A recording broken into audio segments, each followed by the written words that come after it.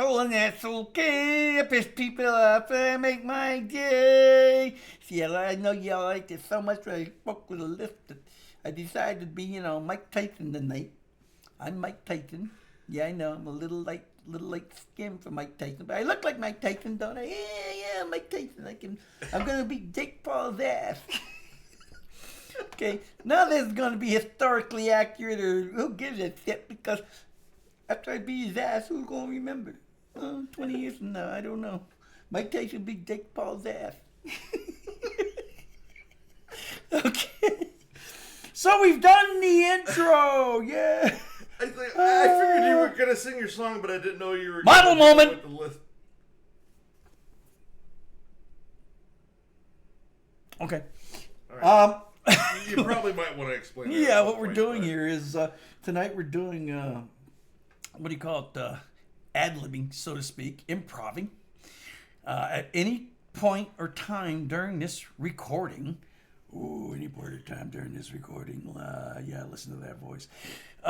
Either one of us can yell out model moment. And when we yell out model moment, we have to take a model pose. Yeah, something else to entertain you. Keep us kind of duck-lipped Hollywood. You could do duck-lipped. You can pull in your cheeks. No, not those cheeks. Those cheeks don't do that no more. You can't hold them in? Well, no, I could squeeze them, but I can't hold them in. Well, I'm at the age now. I've learned not to trust a fart. That's the funny thing. I've never understood that. I still trust farts. I haven't shit myself yet. No? It depends on what it hasn't means. happened, Sometimes this feels like one that's just going to be loud and fun, and then I was like, whoop! And you got a split second to. Squeeze the cheeks, like, that is not what I was expecting. And then I haven't done that yet. That happens to me during work. And like, I'm gonna rip a fart. Oh, that was not a fart. Okay. I waddle off to the bathroom. It's like, check the underwear. It's like, all right, I caught everything. Honey, bring me some clothes. What I do is, and then I hear a Teams message going on. I'm like, that's probably Pruitt. I was like, hang on. So I'm texting and I was like, look, dude, misjudged a fart in the bathroom. Sounds like you're trying to message me. What's going on? He's like, no, it's okay. He's just laughing at my misfortune, so. We need to get more of those. Oh yeah, they have them do all kinds of. Yeah, we need to get more of those. That's fun. Make it louder. Oh, God. So, tonight's program, I'm going to tell you about the two brothers in their van, how I split my shorts, Pedro and the duck, or his duck, and Vince and the butt. Well, I shouldn't say Vince's name, but we don't go with his last name, so I guess that's safe enough. Okay, the brothers and the van. Now, this is something that occurred when I was still going to college, and there were these two half brothers who lived outside of San Antonio, and they had this van. And one morning, for some reason, I was spending the night over at a buddy's house, near where I went to college. And his car wouldn't start, so he couldn't drop me off. So he called up these two brothers, to come get him. And on the way to school, to college, we decided to go down Hildebrand Avenue. And I'm trying to remember the name of this place. We were going to a very specific head shop. Okay? Oh, Trucker's General Store, it was known as. You could get papers, pipes, stones, if you know what a stone is. A stone would be, like about that big around and have a big hole to stick a joint in, a little hole to suck on so you can get the smoke out. Those used to be very popular in my day because they came made with various types of material, wood, actual stone, glass, plastic, whatever. And they came in a very arrayed and confused spectrum of colors. You know, we liked them. Well, anyways, it was raining that morning. Not bad, but it was raining. And we're headed to Trucker's General Store. And the two brothers are arguing about something up in the front. Don't know what the hell they were arguing about, but they're arguing about it. And me and Jimmy are sitting in the back. We're sitting on, old toolboxes because this is a cargo van. This wasn't one of your 15-passenger, everybody gets to sit comfortable BS van. This was a working van. But we're going up Hildebrand. Hold a moment.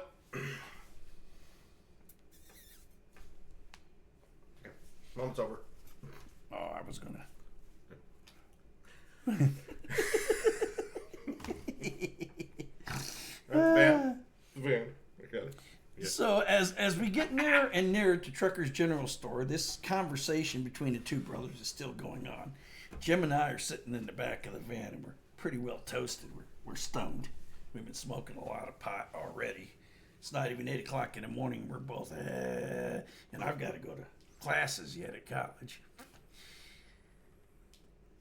And as the brother who was driving the van suddenly said, "Oh, shit." He went to turn the wheel, hit a puddle of something, and before you know it, the van's going, woo, woo, woo. It's going around in circles, and it's heading toward Trucker's General Store to our left.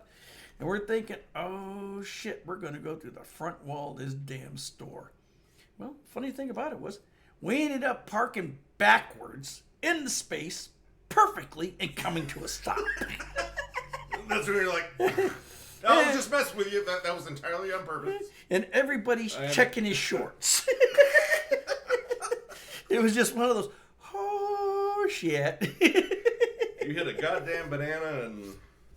Oh. But, yeah, those two brothers, they were something else. You couldn't put them guys in the same room, do anything without them arguing about it. The next one is how I split my shorts at the gym. Yeah, I don't know how many of you guys have been gym rats or love to go work out and such. But when I was in the Navy... We got a few. We got a few. Good. When I was in the Navy, that was one of my things, is even afterwards. But I was a gym rat. I loved going to the gym on my day, my time off when we were in port. I'd much rather go to the gym than go drinking. Be honest about it. I I just felt better afterwards. Let's face it, you go drinking, you're like, no, that doesn't count for nowadays. Nowadays, hey, like I am. Yeah, I'm being bad too right now. It's just Natty Light, so it's, yeah. But I've got to stop because of liver enzyme things. My last disaster of a fucking stream. But anyway, yeah, no, this is fine. There's this word called moderation that I never understood. And as Richard babbles on, model moment.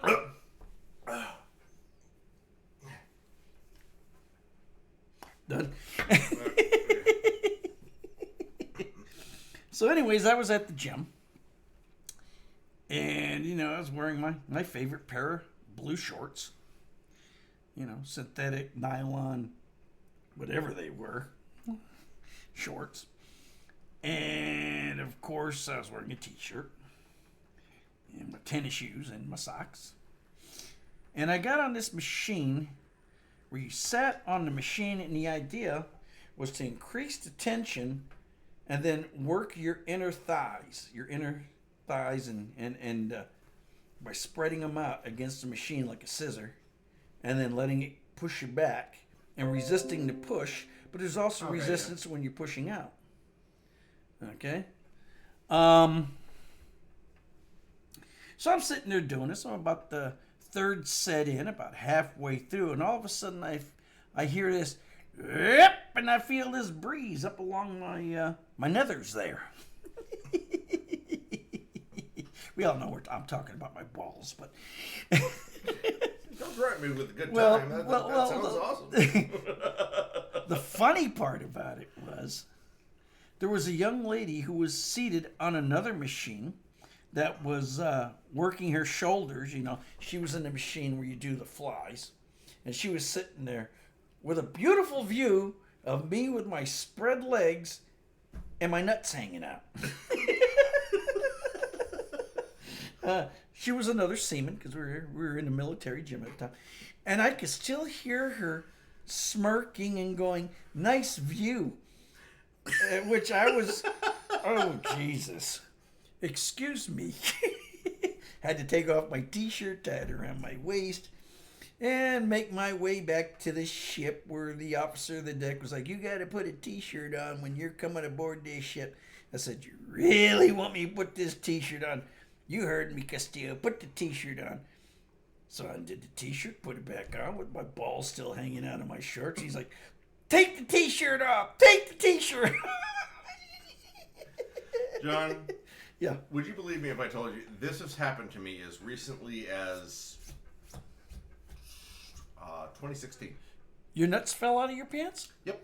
I wish so. What kind of reaction did you get? That was back at BD or Care Fusion or Cardinal Health or whatever the fuck they're calling themselves. It's BD. Yeah, it was a terrible job. Yeah. It was a bait and switch thing. It's like, oh yeah, we're gonna be doing all this, and then it turned into a high volume call center. So I don't really feel bad about it. So people got to see my fucking nuts. I didn't realize. I ripped the front of my pants. And I looked down. I was like, huh. I wonder how long that's been going on. How do you rip the front of your pants and not realize it? I don't know. Look, I'm not used to wearing pants. I have like one pair of good pants, and like one nice button-up shirt. If you ever see me wearing that shit, either someone's getting married, someone died, or I'm going to an interview. Now you see, that's what's going to happen when I fight Jake Paul. When I beat Jake Paul's ass, his nuts are going to hang out of his throat. And then I'm going to pull down my throat and we're going to compare nuts and I'm going to show him I got bigger nuts than he does. I love doing Mike Tyson. No shit. No shit. Speaking of boxing legends and political, I guess you'd call her a legend, I don't know. But have you ever realized that you don't see Leon Spinks and Condoleezza Rice in the same room? You know, a gap in the teeth? Never mind. Either you got it or you didn't. That was a bucolic moment, and no, I'm not going to tell you once again the definition of bucolic. You got to look it up. It's part of your education. It's on you. I think my wife knows what that means, and I have forgotten. So I'll need to look that up. Okay, this next story. Pedro and his duck. My sister's husband. This could go a number of ways. My sister's husband, God bless his soul. He gave me a call one Saturday evening, early evening. He says, John Michael, that's how he addressed me. He always called me John Michael to distinguish me from my father, who was John Mora. And he would say, he told me, he said, John Michael, I want to get a duck. I said, you want a duck? What the hell you want with a duck? I want a pet duck. I just want to go get a pet duck. Well, at the time, him and my sister were living in a rather small apartment. And they had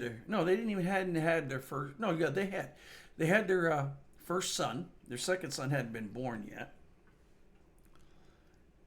And so I said, so what does Marge say about you getting a duck? And Marge being my sister. And he goes, well, John Michael, that's just it. It's okay. I already talked to her. I took care of it. It's okay, fine. So I called up my buddy Jim McKelvey. I said, Jimmy, what would you think about going with me on a duck hunt? He goes, what the hell are you talking about, a duck hunt? I said, yeah. Pete called me up and he wants a pet duck. Well, I know a place up on Judson Road up near 35. There's a farm up there and it's got a pond and it's got ducks. And it's already dark, so we could go over there. Are you just get him sneaking up on them and like pouncing and grab and roll with it. Yeah. Yeah, with duck hunting, I got you a duck here. This is your pet now. What the fuck? Jim's like, well, is there any grass or beer involved in this? I said, yeah, I got about a half a dozen joints left, and that seems like something that would. We'll get a 12-pack of beer, and we'll take it with us. You know, what the hell? So Jimmy shows up, and I looked at Pete. I said, Pete, prior to going to get your duck, we're going to have to get in the frame of mind for this.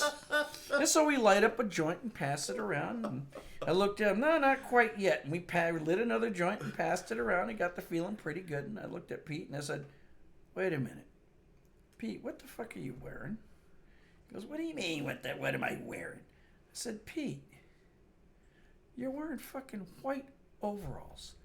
This is a clandestine mission. And you're wearing white overalls. What the hell? Worst damn ninja. Yeah. Worst damn duck ninja ever. Yeah. No doubt about. Well, I wasn't worried about the ducks. I was worried about the ducks' owner.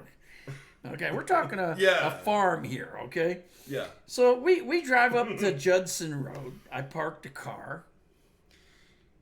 We get to the fence, the barbed wire fence, and from there it's it's like 9, 10 o'clock at night, so it's dark.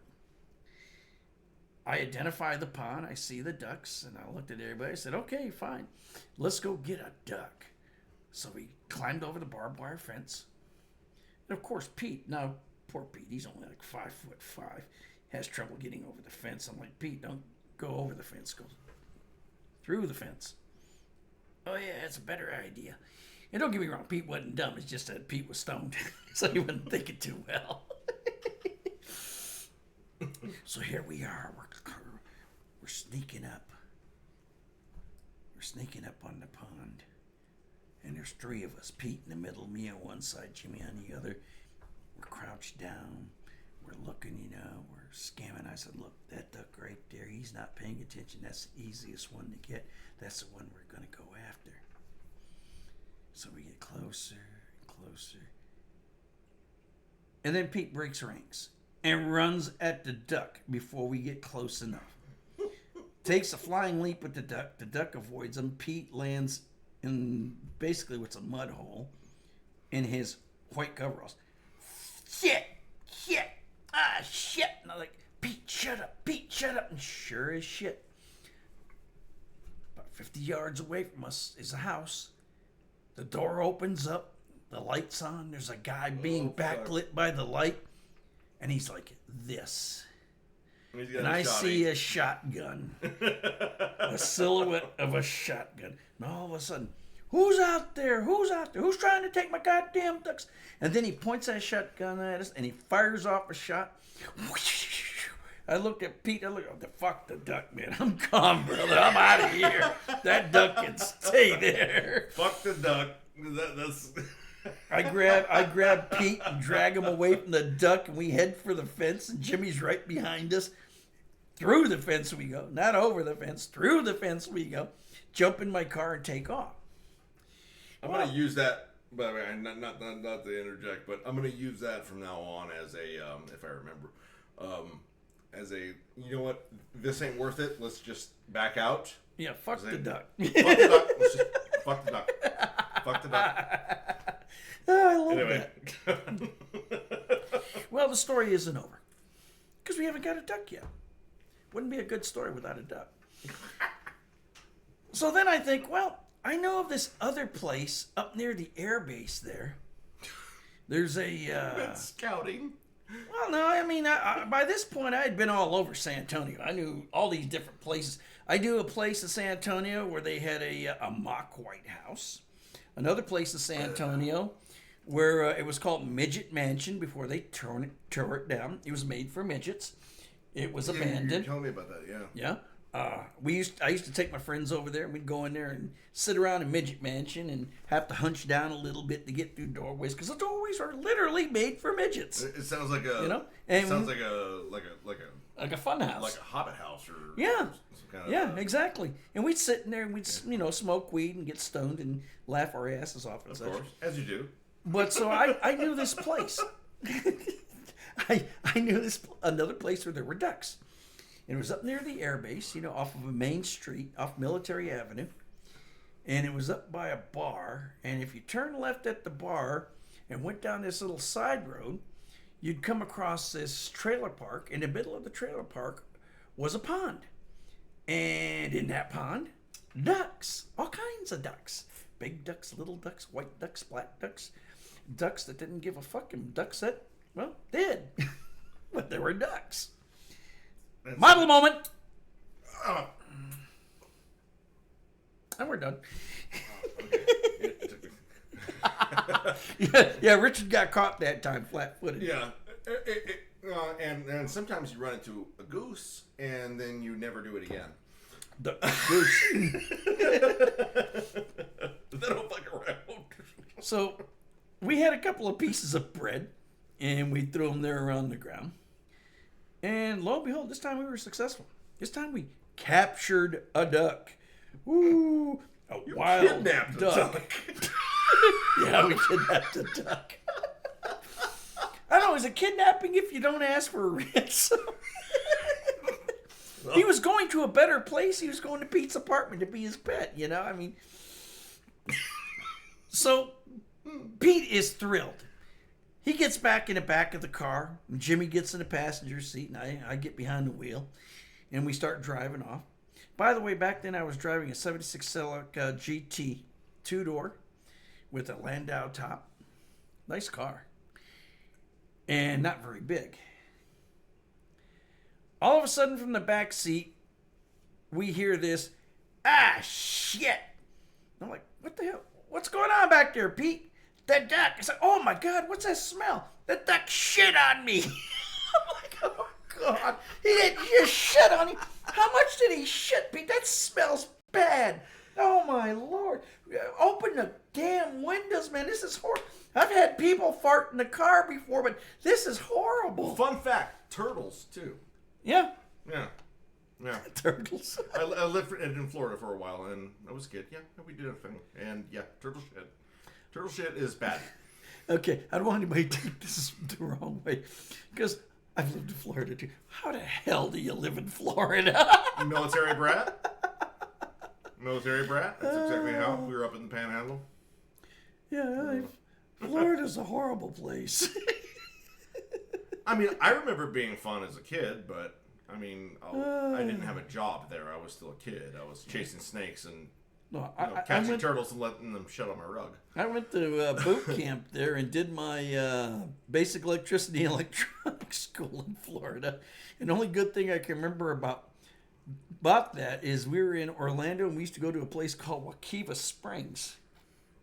It was just outside of the state park there on the Waukeeva River. And we would rent a canoe and fill it full of booze and beer and all this other, mixins and good stuff. And about 2 miles down the river was this huge log laying along the side of the river. So we'd pull the canoes up there, tie them off, and we'd set up a wet bar there.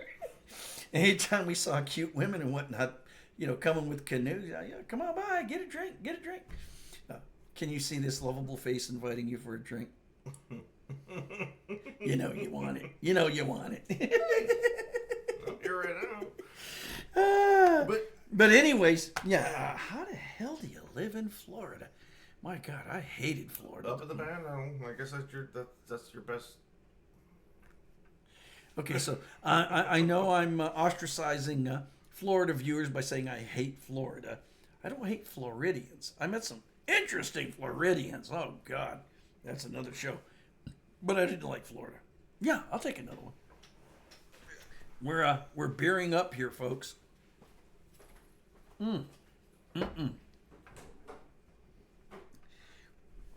So, anyways, we finally get Pete back to his apartment, his and my sister's apartment, and Pete happily gets out of the back of the car and says his thank yous and such, and goes to the apartment with his brand new duck.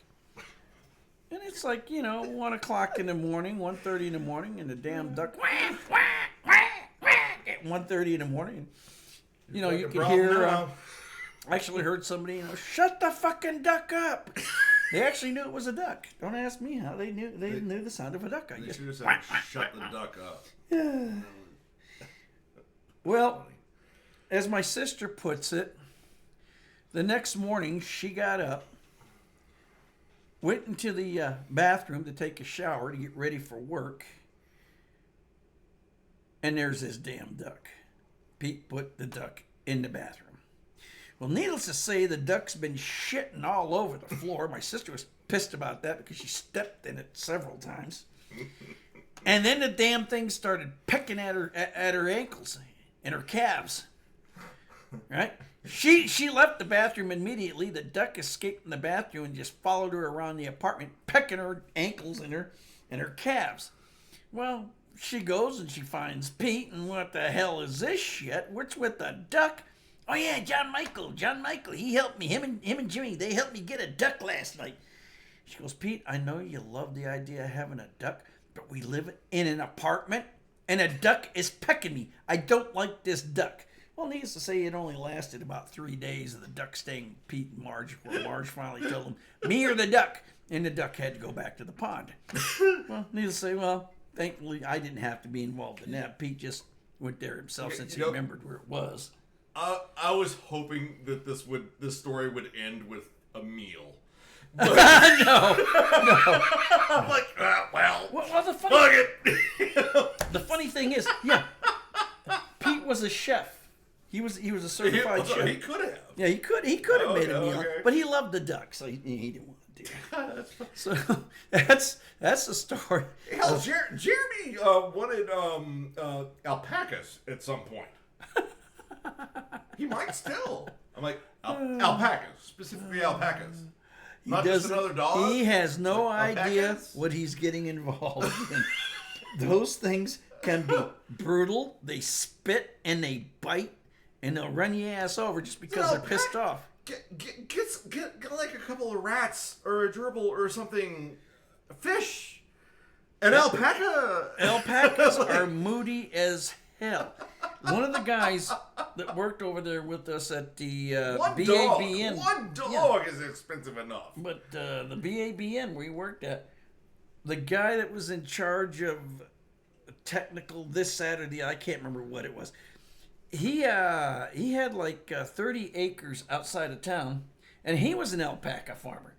And he told me, yeah, man, it sounds like a great idea. I've got a herd of about 20 alpacas on 30 acres of land. Says, man, don't ever get involved with alpacas. They're a pain in the ass. They'll spit at you. They'll bite you. They'll try to trample you. You think they're your friend one day, and the next day they just go completely psycho. And all right, don't tell Jeremy in case he's still serious about this. I'll keep my mouth shut too. I just kind of want to see this play out. If it actually does, because that would make another great story. Okay, so my final story for tonight is Vince and the butt. Yes, I said the word butt. B-U-T-T. Yes, your ass. Okay. Well, being young. Thanks for keeping everything family friendly. Being young sailors, at the time we were in dock, for repairs and upgrades over in Portsmouth, Virginia. And not far from the base, of course, needless to say, was a strip club. Well, several strip clubs, actually. But there was a strip club in particular we liked to go to because we liked the strippers there. So we're in there one night. Myself, Vinny, three or four of the other guys. Maybe. One moment.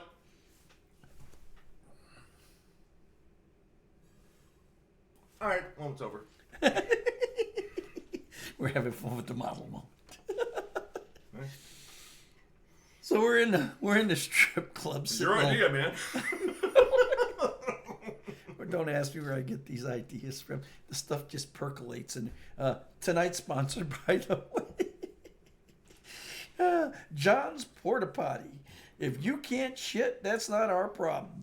We stink. John's Porta Potty. 666-666-666. Give us a call. Porta Potty? Oh, there's no way. There's no way that domain isn't taken. Hang on, let me check. Porta Potty? Yeah, man, that was our sponsor tonight. John's Porta Potty. I'm looking for Porta Potty, though. Hey, that reminds me, they didn't send you an email on this. They got a hold of me directly. How the hell did they do that?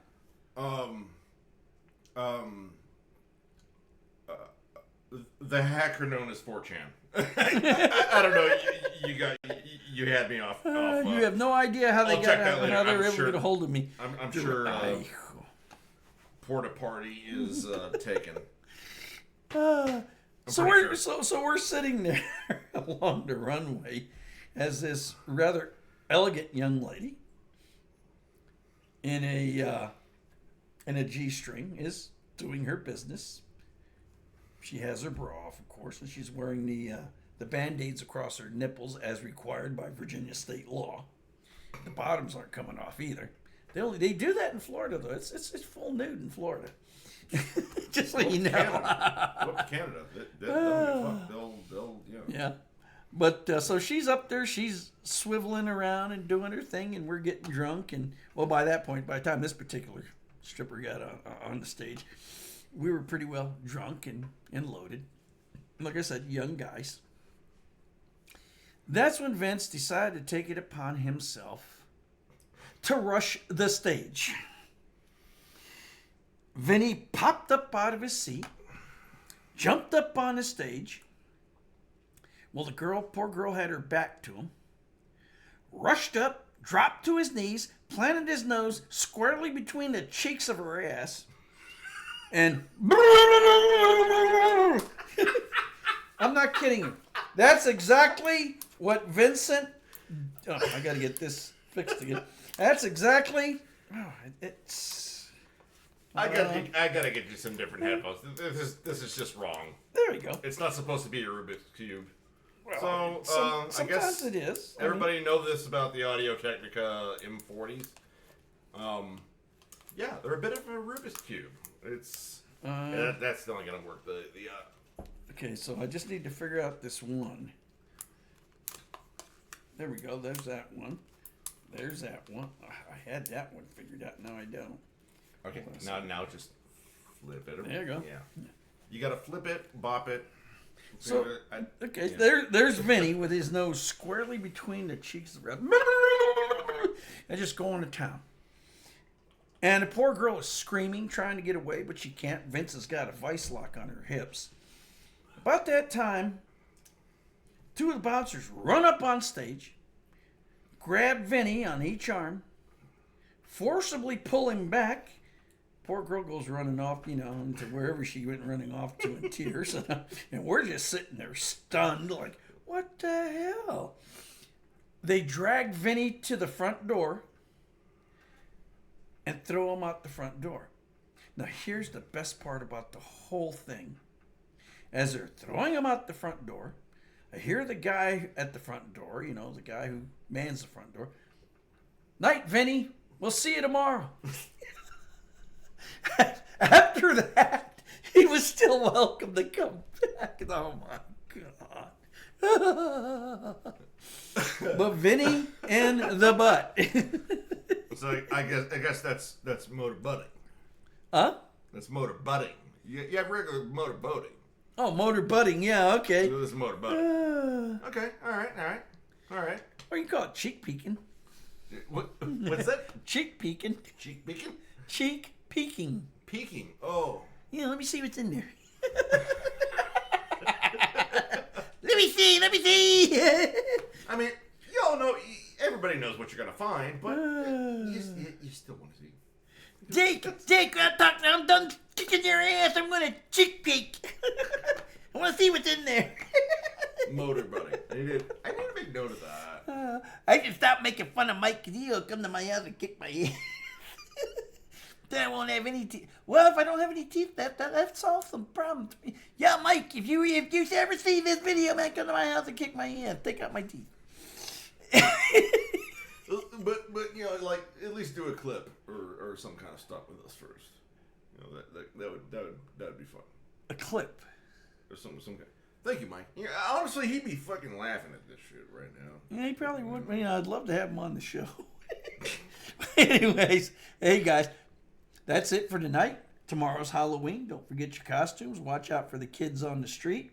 You know, we want them to grow up to be just as maladjusted and weird as the rest of us adults who watch this are. And you have yourself a I gotta close this first here. What do we got? Okay. I opened this up and turned on the microphone because I just wanted to say, the key, the product key. Oh, not the product key. That's a different thing. But I wanted to make note of motor butting, and this is what we have so far. Because you were talking, it picked up. I don't even know what that word is. Maladjustic and weird as the rest of us. Maladjusted. Well, that's what it's supposed to be, but this is how it. Yeah, that's how. Adults who watch this bar, you have yourself. Hey, Bixby, yeah. I open this up and turn on microphone because I wanted to say hey. The product key. Oh, not the product key. It isn't the. It's like, okay. I'll remember motorbutting. Okay, guys. Richard and the product key. BH7XRM9HGXGF9CX7RWIXPW94T. Figure out what it goes to. Exactly. He's not going to tell you what it's a product key to. That's a product key to your happiness. You're the one that's got to figure that out. And we'll see you next week. I enjoyed it, and bye-bye.